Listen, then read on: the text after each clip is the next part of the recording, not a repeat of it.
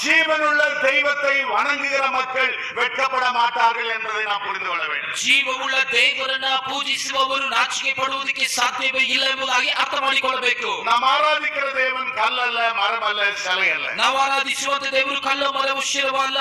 அவர் ஆவியானவர், வார்த்தையானவர். அவர் நேற்று முன்பு என்று மாறாதவர் என்று நாம் பார்க்கிறோம். ಆತನು ಆತ್ಮ ಸ್ವರೂಪನು, ಆತನು ವಾಗ್ದಾನ ಕರ್ತನು, ನಿನ್ನೆ ಇಂದು ಎಂದೆಂದಿಗೂ ಶಾಶ್ವತವಾದ ದೇವರು.